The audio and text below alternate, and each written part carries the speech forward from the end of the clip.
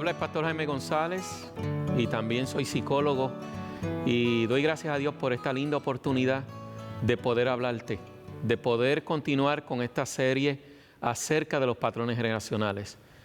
Este tema aparece en la Biblia, lo hemos visto. Es un tema que se desarrolla a través de toda la Biblia, desde Génesis hasta Apocalipsis, con el propósito de ayudarnos, con el propósito de hacernos mejores personas, con el propósito de que podamos formar una familia de éxito, una familia que dé testimonio, una familia feliz. En este momento que vivimos y los momentos que se acercan a esta tierra, la institución más importante es la familia, pero también es la institución más atacada, es la institución con más problemas, es la institución donde muchos enemigos se unen para destruirla. Pero tú y yo necesitamos levantarnos como un ejército para decirle al mundo que no vamos a permitir que esta institución que estableció Dios sea destruida. Por eso te invito a que te unas al ejército de hombres y mujeres que queremos decirle al mundo que Dios no falló. La familia es una institución hermosa, es una institución donde podemos percibir la paz y el amor. Por eso, desde Génesis hasta Apocalipsis, se habla acerca de patrones generacionales, porque este tema nos permite poder alcanzar esa meta, nos permite acercarnos a ese ideal de tener familias felices. Y vamos a ver los patrones generacionales en la historia de Adán y Eva. En Génesis capítulo 3 vamos a ver varios pasos, varios procesos, cosas importantes que hay en esa historia que nos puede ayudar a nosotros a trabajar con los patrones generacionales, a trabajar con esa familia de origen, a poder cumplir Génesis 2:24, donde dice, y dejará padre y madre, se unirá a su esposa y serán una sola carne. Este proceso que vamos a presentar nos va a ayudar. Así que queremos juntos poder ver esta historia que se encuentra en Génesis capítulo 3. Vamos a Génesis capítulo 3, versículo 1, y comenzamos con el versículo 1, que dice, la serpiente, la más astuta de todos los animales del campo que Dios el Señor había hecho, dijo a la mujer. Primer paso, ¿a qué persona vamos a ir cuando descubrimos que tenemos necesidad? ¿A qué persona en esta tierra vamos a compartir, vamos a hablar nuestras situaciones? Es importante que tengamos esto en mente. No podemos ir a toda persona. A veces hay esposos que cuentan sus situaciones, sus fracasos, sus tristezas a una compañera de trabajo. Esa no es la persona indicada para tú abrir tu corazón. Hemos visto a través de los años y en mi experiencia como psicólogo el efecto de un hombre abrir su corazón a una mujer que no es su esposa. Es peligroso. O hay mujeres que en medio de sus problemas y sus situaciones y sus dificultades le hablan a otro hombre. A veces lo hacen por mensaje de texto, a veces lo hacen por Facebook. Eso está trayendo problemas. Tenemos que saber a qué persona vamos. ¿Por qué Eva cayó en problemas? ¿Por qué esta familia en Génesis 3 entró el pecado, el dolor y el sufrimiento? Porque Eva habló con la persona incorrecta. No era con la serpiente que tenía que hablar. Ella podía hablar con su esposo, ella podía hablar con Dios. Primer paso, cuando tú tengas un problema, cuando te enfrentas con este tema de patrones generacionales, cuando descubres que hay situaciones difíciles en tu vida, tienes que acercarte a personas seguras. Y nos preguntamos, ¿cuáles son esas personas seguras? Tu esposo y tu esposa, no tus hijos. A veces hay padres que le cuentan a sus hijos cosas que no deben de contarle, cosas que pueden lastimar a sus hijos. La persona que tiene a tu lado es la primera persona en la cual tú puedes confiar. Por eso dice la Biblia que serán una sola carne. Significa que hay amistad, que hay confianza. No tengas temor de hablar con tu esposo. No tengas temor de expresarle lo que siente. Querido esposo, no tengas temor de hablar con tu esposa. Si en ese proceso ustedes descubren que no pueden ayudar, que no pueden resolver los problemas, entonces podemos dar un segundo paso y es profesionales. Cuando hablamos de profesionales, ¿de qué estamos hablando? No estamos hablando del hermano de la iglesia, no estamos hablando del director de algún departamento de la iglesia. Estamos hablando de personas que estudiaron, personas que pasaron por un proceso de estudios para poder conocer la conducta humana. Consejeros, psicólogos, pastores. Hay pastores que además de ser pastores estudian psicología, que estudian acerca de la conducta humana, que estudian acerca de la familia. Y los pastores tienen herramientas para ayudarte. Y si el pastor ve que tienes algún problema que él no puede resolver, el pastor está preparado y se educa al pastor para que pueda referir a los consejeros, psicólogos y psiquiatras. Yo sé que en el ámbito cristiano, en el ambiente cristiano, hablar de ir a un psicólogo muchas veces no es bueno. Quizás no es algo que hacemos regularmente, pero hay ocasiones que necesitamos visitar a un psicólogo. Quiero decirte que ahora existen psicólogos cristianos. Personalmente, yo soy pastor y soy psicólogo. Qué bueno es saber que en el cristianismo, en la iglesia adventista, en otras iglesias, hay pastores preparados. Esas son las personas que tú debes de ir. Esas son las personas a las cuales tú debes de abrir tu corazón. Ten cuidado con quién hablas. Porque he visto familias destruidas, he visto esposos destruidos, familias, esposas e hijos destruidos porque hablaron con la persona incorrecta. Hay problemas que tú no le puedes contar a los hermanos de iglesia. Hay situaciones aún que tú no puedes contarle a tu mamá y a tu papá. Necesitas ir a las personas correctas. Esta historia termina como termina porque la persona que Eva habla, con la persona que Eva habla no es la correcta. Era el enemigo. Era aquel que quería destruirla. Por eso, el primer paso es, vamos a las personas correctas. Vamos a ver los otros pasos en este proceso. Génesis capítulo 3, versículo 1 dice, así que Dios, la serpiente le dijo a la mujer, así que Dios os dijo que no comáis de ningún árbol del huerto. La mujer respondió a la serpiente, del fruto de los árboles del jardín podemos comer, pero del fruto del árbol que está en medio del jardín, Dios dijo, no comáis de él, ni lo tocáis para que no muráis. Segundo principio, en el proceso de nosotros poder crecer, de poder cambiar los patrones generacionales, tenemos que hacerlo basado en preguntas, no respuestas.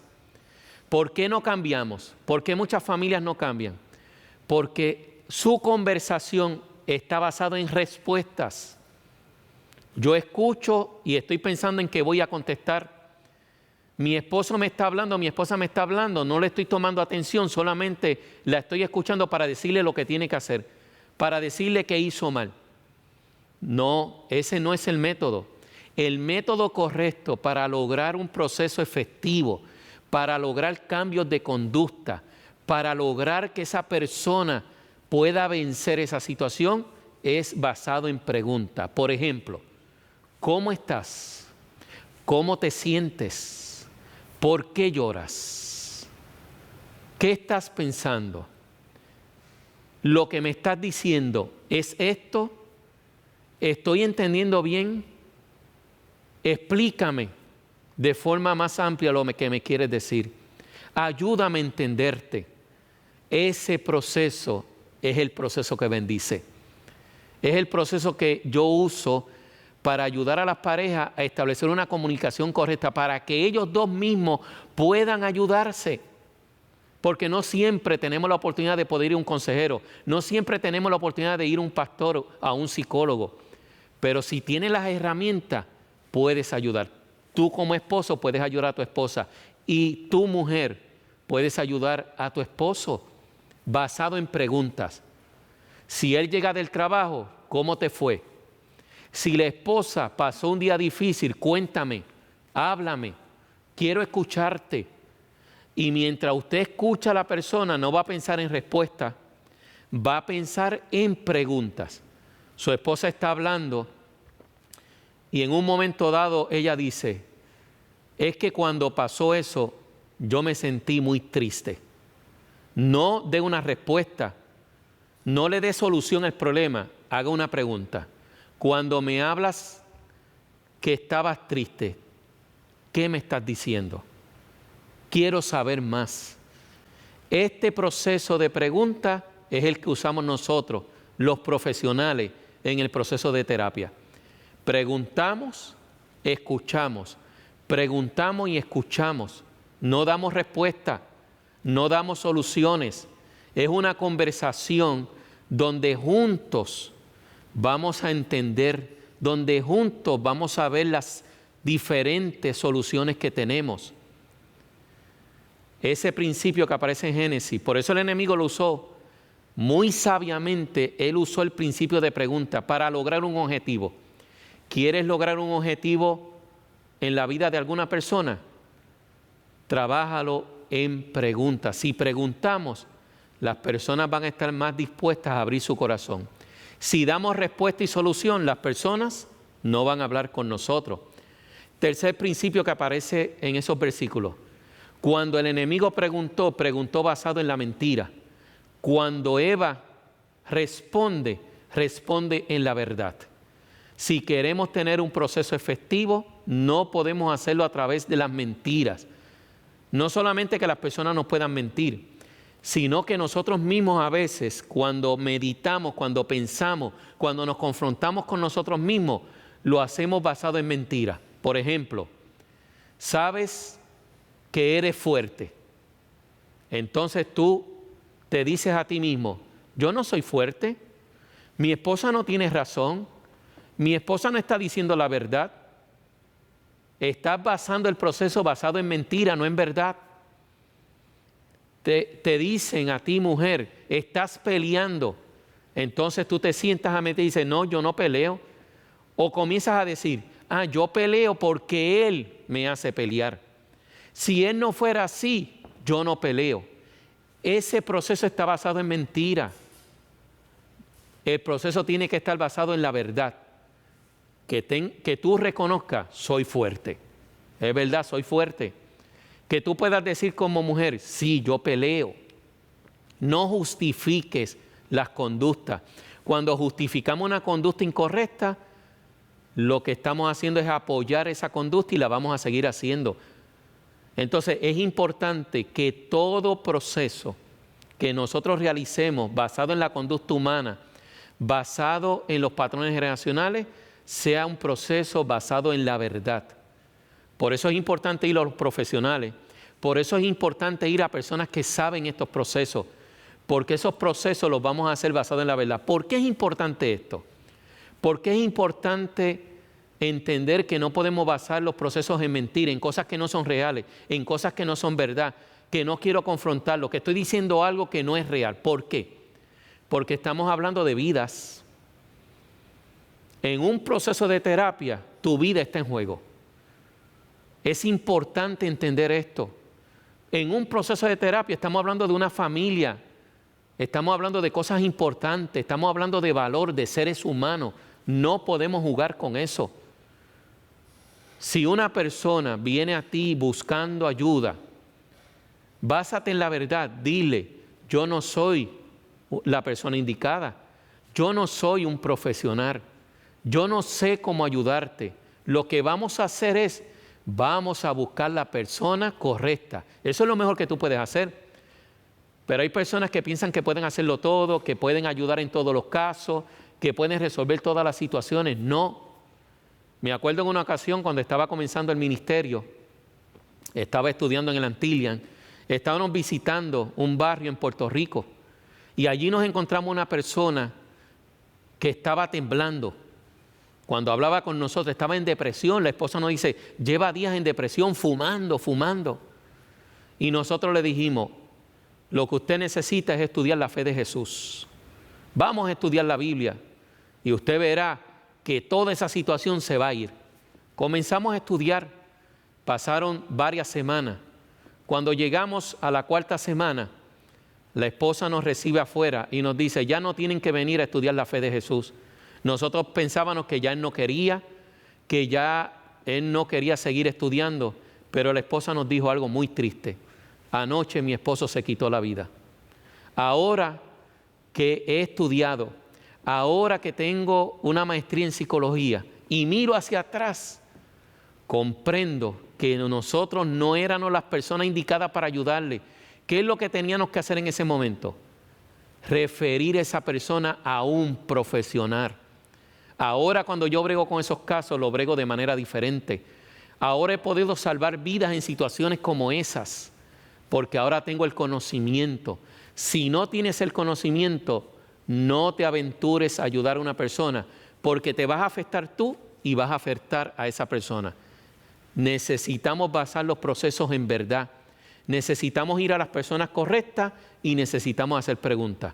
Vamos a continuar con la historia de Adán y Eva en cuanto a los patrones generacionales.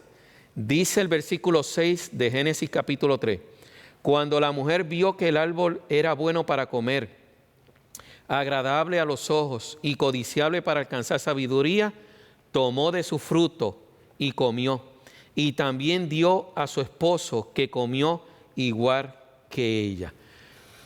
Eva no cayó inmediatamente. Por eso nosotros, basado en este versículo, establecemos que el cambio de conducta toma tiempo. Que una persona no llega a ser fuerte de un día para otro. Que una persona no brinda amor de un día para otro. Hay un proceso. Por eso hacemos la historia de esa persona. Por eso cuando usted va a una oficina, lo primero que le dan son unas hojas donde usted llena preguntas. ¿Quién es su papá? ¿Quién es su mamá? Si están vivos, ¿cuál es su trabajo? Todas esas preguntas son importantes. Y dice que Eva vio primeramente. Tomó del fruto, codició todo este proceso para poder llegar a tomar del fruto. Nuestra vida es un proceso. Nuestra vida son años acumulados, experiencias vividas, situaciones que hemos enfrentado, problemas que hemos vivido. En el proceso necesitamos saber todo eso. Necesitamos mirar más allá. Hay personas que dicen, pastor, yo no quiero hablar de eso. Yo no quiero que me hable de mi niñez. Hay personas que me dicen, yo no quiero que hables de ese problema. ¿Cómo podemos resolver el problema si no hablamos de eso? ¿Cómo podemos ayudarte si no vemos todo ese proceso? Necesitamos hablar de eso. Que no es fácil, que es difícil, pero tienes que permitirlo. Cuando lo permites, cuando lo hablas, vas a sentir paz y seguridad. Hay algo bien interesante en ese momento que Eva tomó. Dice la Biblia que ella tomó del fruto y fue donde Adán. Y le dio a Adán del fruto. A veces nos preguntamos por qué. ¿Por qué Eva le dio del fruto? ¿Por qué Eva no se quedó allí con ella? Si ella reconoció que pecó, si ella reconoció que lo hizo mal, ¿por qué no se quedó? Y hay algo bien importante aquí cuando hablamos de patrones generacionales. ¿Por qué es importante este tema? Porque lo que hay en mí, yo lo transfiero a otras personas. Eso es automático, no tengo que pensarlo, eso va a suceder. Por ejemplo, a veces los padres ven a sus hijos jugando o lo ven inquieto, intranquilo, y a veces dicen, ¿y a quién salió ese hijo? Y a veces lo hacen delante de mí. ¿A quién habrá salido ese hijo así imperativo, ese hijo fuerte, ese hijo con un carácter fuerte? Y yo me quedo en silencio y los miro a ellos, permitiendo que ellos reflexionen en la pregunta que están haciendo. ¿A quién salió ese hijo? Y yo los miro a ellos. Ese hijo es producto de ustedes. Ese carácter que tiene su hijo, es de alguno de ustedes dos. No podemos evitar transferir eso a otras personas. Si Eva comió del fruto, podemos decir con toda seguridad que lo va a compartir con Adán. Y lo hizo. Porque es lo que ella tiene, es lo que ella hizo. Ella no puede dar lo que no tiene. Tú no puedes dar lo que no tienes, tú vas a dar de lo que tienes, bueno y malo. Por eso las cosas que no son buenas, aquellas cosas que tenemos en nuestra vida que necesitamos cambiar, necesitamos trabajar con ellas para transformar esas situaciones y que cuando nosotros las demos puedan ser efectivas. No es malo tener un carácter fuerte, eso no es malo. Un carácter fuerte nos ayuda a alcanzar metas y sueños y muchas veces usamos ese carácter para ayudar al paciente.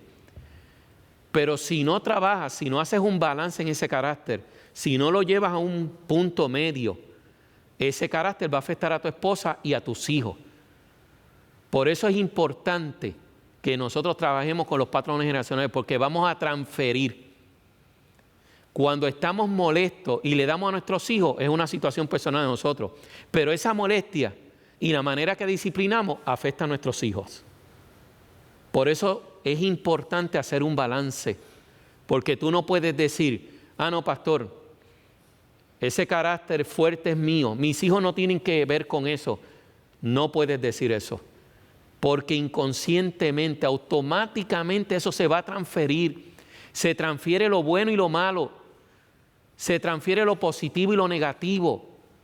Pero cuando tú conoces tus áreas, cuando tú comprendes aquellas debilidades en tu vida, tú vas a pedirle a Dios que te ayude a trabajar con eso, para que cuando transfieras eso a tu hijo, a tu esposa, a la iglesia, a los vecinos, sea de manera correcta. Por eso dice la Biblia que Eva tomó del fruto y le dio a Adán. Y Adán comió. Los dos participaron del pecado. Los dos vivieron las consecuencias del pecado. Si tú tienes un carácter fuerte, eso se va a transferir. Entonces tus hijos van a ser fuertes. Por eso muchas veces hay una situación entre hijo y padre, porque él se mantiene, el hijo se mantiene porque son así, los dos son así. Pero cuando tú cambias los patrones generacionales, ese carácter fuerte, en un momento dado tú vas a bajar, vas a ser más amable, más cariñoso. Génesis capítulo 3, seguimos allí viendo los patrones generacionales a la luz de la experiencia de Adán y Eva. Entonces se abrieron sus ojos y al darse cuenta que estaban desnudos, cosieron hojas de higuera y se las ciñeron. Una vez que ellos caen en el pecado, dice, y se abrieron sus ojos. Y ahora reconocieron que estaban, ¿qué?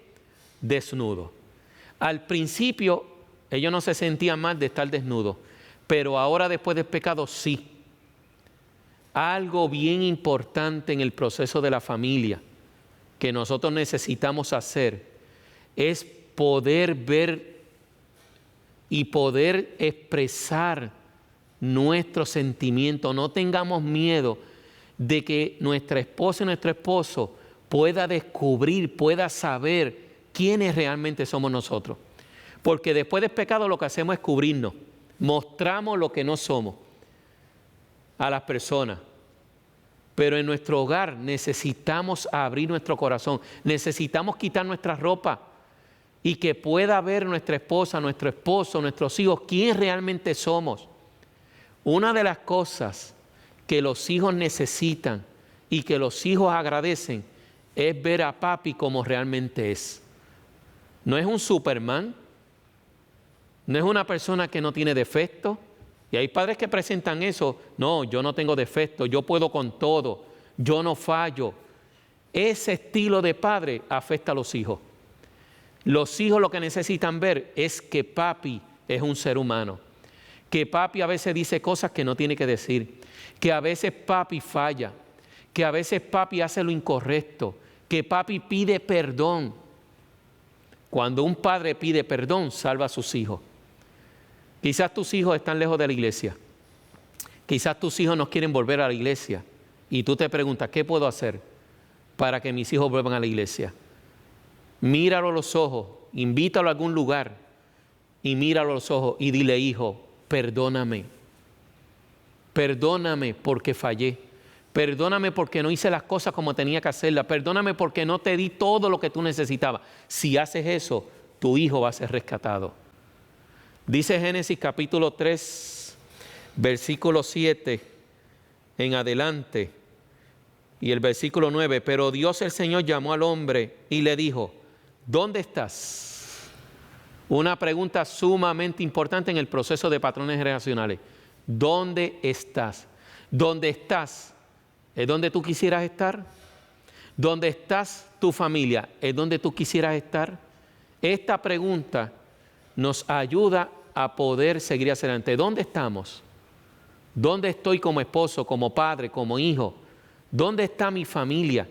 El lugar donde estaba Adán y Eva no era el lugar que Dios quería. No era allí escondido. Quiere decir, siempre que hagamos esta pregunta, habrá espacio para crecer. No dejes de hacer esta pregunta. Hazla regularmente. ¿Dónde estamos? ¿Hacia dónde queremos ir? ¿Dónde estamos ahora? Es donde debemos estar. Nuestro estilo de amarnos es el correcto. Nuestro estilo de orar es el correcto. En la forma que hacemos el culto es el correcto. En la manera que manejamos la finanza es donde es correcto. Estas preguntas son importantes porque estas preguntas te ayudan a entender qué está mal, qué necesitamos mejorar y hacia dónde tenemos que ir. Pregúntale a tu esposa, ¿dónde estoy como esposo?